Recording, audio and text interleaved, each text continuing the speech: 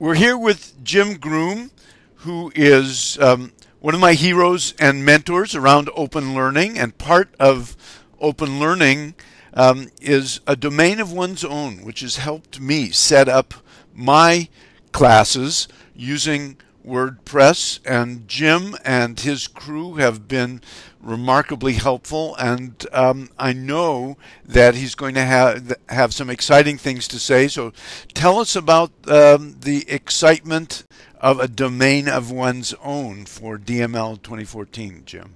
Absolutely. Thank you, Howard. Domain of One's Own is a project that we're running here at the University of Mary Washington in Fredericksburg, Virginia.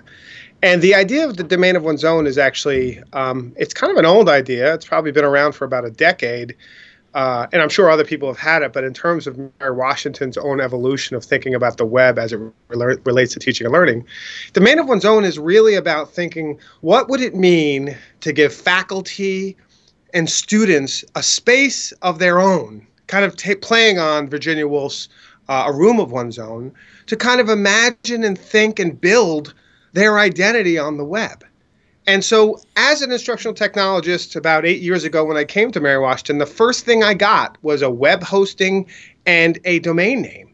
And by connecting those two and starting to build out these kind of experimental spaces with WordPress and MediaWiki and PHP-BB forums or what have you, I started to understand not only how instructional technology on the web is kind of revolutionary, but also how I could work to build and create it. And what was amazing is, unlike most of the people in my field who spend their time kind of slaves to the learning management systems, we were given the opportunity to kind of fully experiment with what it means to frame who we are as professionals in the space, to build, but also more importantly, to narrate out that process in a web space. Well, fast forward 8 years later, Mary Washington is in a unique position, thanks to people like Tim Owens and Martha Burtis, that we've built a whole infrastructure that can give every student, every faculty, and every staff their own web hosting and their own domain, where they can actually start experimenting, think of it as a sandbox, and building it. And what's so amazing about this is it's part of what we want to think. It's like not just like, oh, here's your iPad, have fun, but here's this space, experiment, and build a broader community of experimenting, of narrating, of thinking out in the open, which we can then, through this kind of distributed space, bring into some sort of aggregated hub to start showing what the life of the mind at Mary Washington is. So domain of one's own is not only limited to any one application. There is over 100 open source applications people can experiment with, but it's also in some ways a throwback.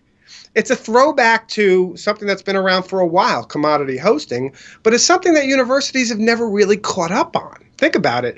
Back in 2000, maybe even late 90s, but at least 2002, 2003, there used to be these places called tilde spaces, where you'd have umw.edu tilde jgroom. And there's a place you could put up your HTML, a place where you could kind of put a couple of files on. If you were lucky, you could do a little bit of PHP. Maybe you had 30 megabytes of space, and you'd put up your kind of website, maybe for a course or maybe a personal site. But after that, it was dead. And this is a kind of revolutionized vision of that, where you can update it on a daily basis. You can kind of inhabit that space. It could be part of your professional presence, your research, your classes, and you own it. And you build it. And it's kind of what would be the natural evolution of what universities would do, but they stopped because they started to get in the habit of saying no, no, no, rather than the habit of saying what's possible. And so domain of one's own is a lot of things to a lot of people, but at the very heart of it, it's what's possible for rethinking infrastructure at the university level more broadly around teaching and learning technologies. Go, Jim! You know, it's hard not to get excited when listening to you. I wanted to close this short video by mentioning that anyone who wants to see in action what Jim is talking about, you got to check out DS106. So I'll put the URL up on the screen. And thanks, Jim. I look forward to longer conversations with you in the near future. Great. Thank you very much, Howard. You're the best.